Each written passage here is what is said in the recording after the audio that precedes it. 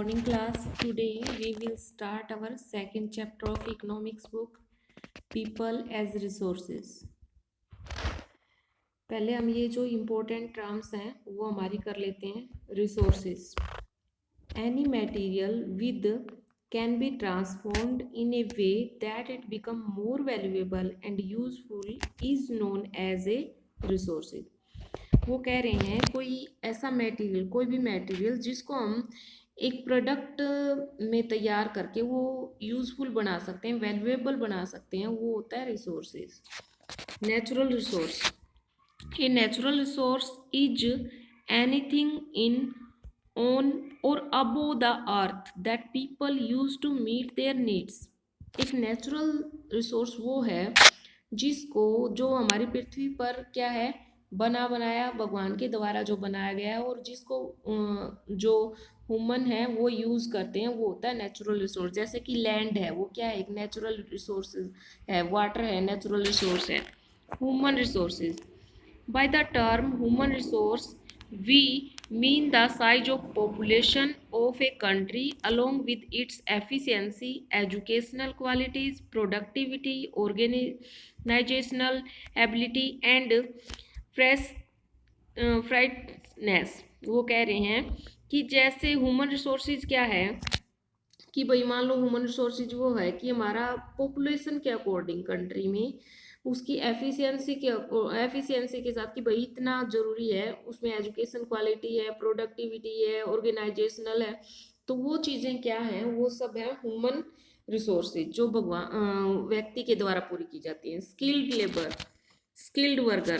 A skilled worker is one who has proper training and education to work in a particular field. किसी एक field में जो वो कार्य कर रहा है उसके बारे में उसको पूर्ण रूप से ट्रेनिंग ली हुई है, उसने पूर्ण रूप से वो शिक्षित है, एक स्किल्ड है, उसके पास एक अपनी स्किल है वो कार्य करने की, तो वो होता है skilled worker. Economic activities. All those activities that give income. वो सभी प्रक्रियाएं जो इनकम देती हैं लोगों को, वो इकोनॉमिक एक्टिविटी कहलाती हैं. Primary activity. These include those occupations which are closely related to man's natural environment, agriculture, hunting.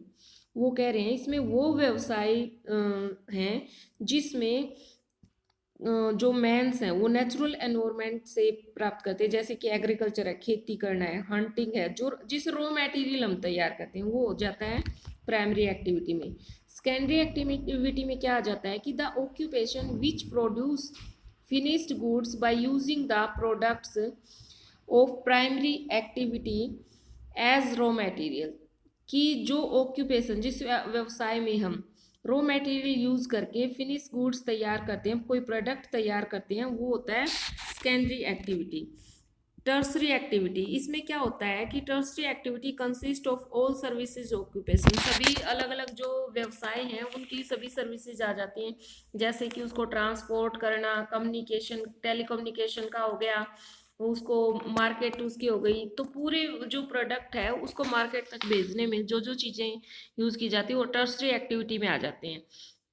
Disguised unemployment. It is A situation in which more people are engaged in an activity than required.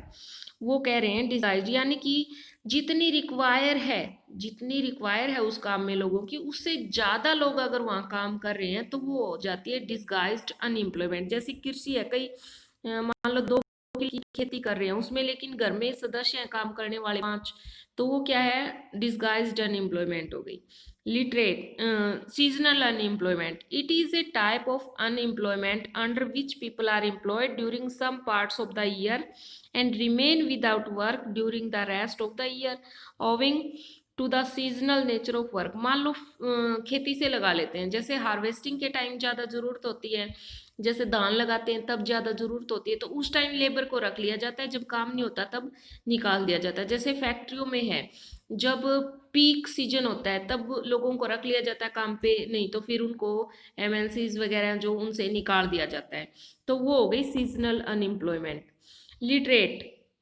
According to the census of 2011 की गणना के अनुसार person aged 7 year and above who can read and write with understanding in any language, कि 7 साल का या फिर उससे ऊपर जो व्यक्ति है वो पूरी तरह से समझ पाए और किसी भी लैंग्वेज में वो लिख और पढ़ पाए। Human capital, human capital is the stock of skilled and productivity. Human capital क्या होती है, मान लो हमारे पास रॉ मटेरियल भी है, मशीन भी है, फैक्ट्री भी है, लेकिन उसको किसी व्यक्ति के दिमाग की जरूरत है जो पूर्ण रूप से प्रोडक्ट तैयार कर सके, वो होती है ह्यूमन कैपिटल, की उन सभी चीजों को मिला करके एक प्रोडक्ट तैयार करने में नॉलेज जिसकी लगती है। Market activity, the activity which involve remunerations to anyone who perform.